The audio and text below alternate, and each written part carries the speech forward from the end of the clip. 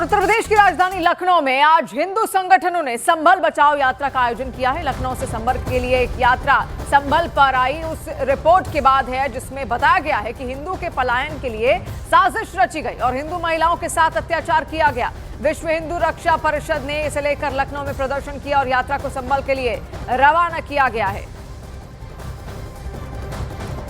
विश्व हिंदू रक्षा परिषद के पदाधिकारी आज संभल मार्च करने का आह्वान किए हैं, लेकिन प्रशासन ने उन्हें इजाजत नहीं दी है।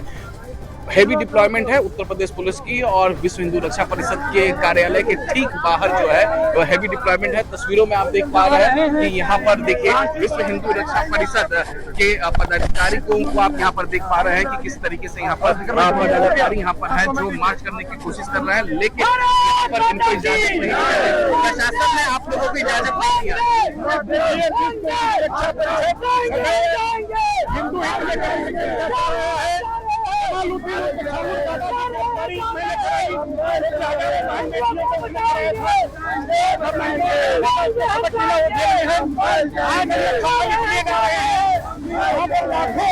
हमारे हिंदू हत्या हुई है के तत्वाधान से यहाँ पर देखिए संभल बचाओ का अभियान यहाँ पर लगातार लगाया जा रहा है। यहाँ पर और संभल में हुई हिंसा पर 3 सदस्यीय न्यायिक आयोग की रिपोर्ट भी सामने आई है। मुख्यमंत्री योगी आदित्यनाथ को रिपोर्ट सौंपी गई है, लेकिन रिपोर्ट के कुछ हिस्से जब लीक हुए तो कई हैरान करने वाले खुलासे सामने आए, जिसके बाद सवाल उठे कि क्या संभल में दलितों के सामूहिक पलायन की साजिश रची गई थी।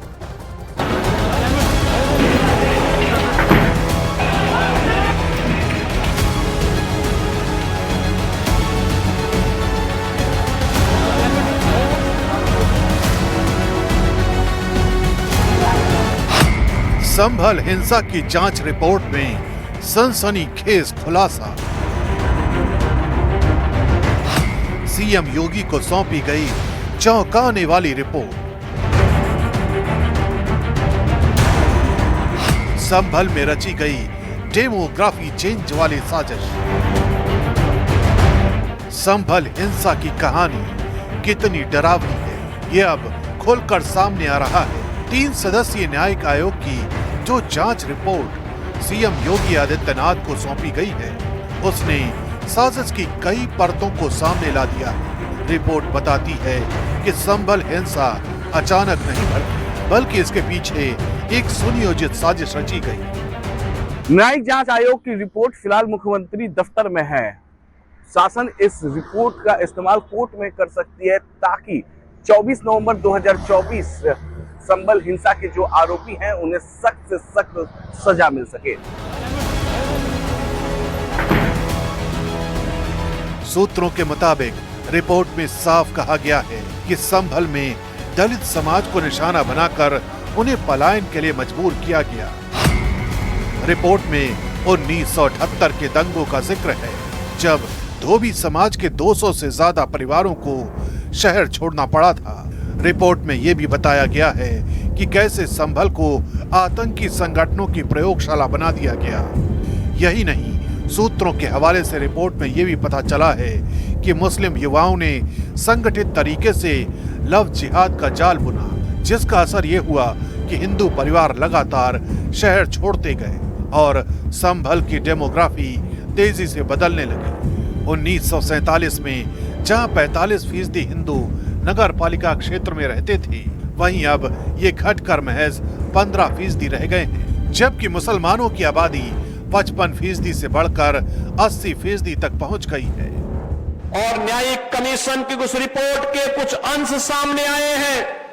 कैसे समाजवादी पार्टी और कांग्रेस के समय में चुन चुन करके हिंदुओं को निशाना बनाया जाता था, कैसे उनकी डेमोग्राफी को, उनकी जनसांख्यिकी को कम करके लगातार उन पर अत्याचार करवाए जाते थे।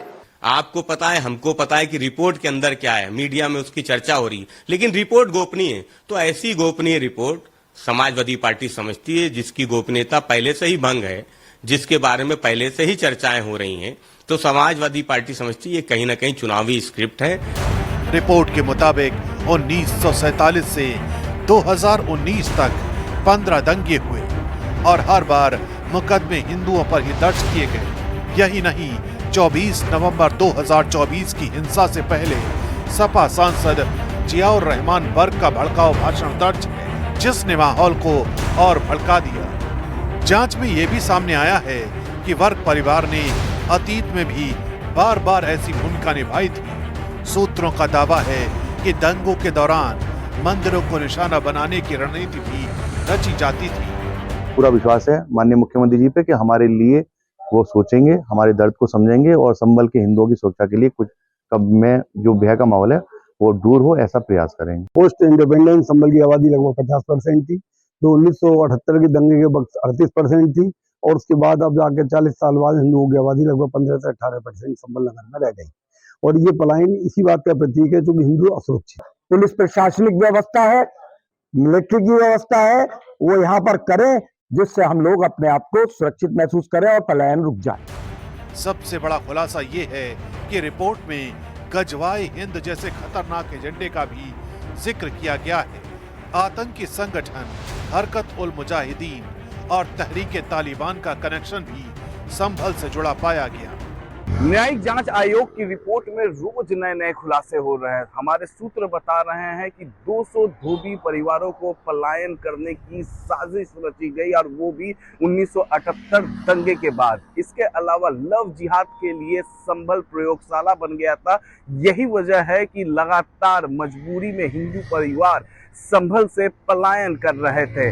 संभल की रिपोर्ट का सबसे बड़ा सच यही है कि यहाँ सुनियोजित तरीके से डेमोग्राफी चेंज की साजिश रची गई और ऐसा ही सच सीएम योगी आदित्यनाथ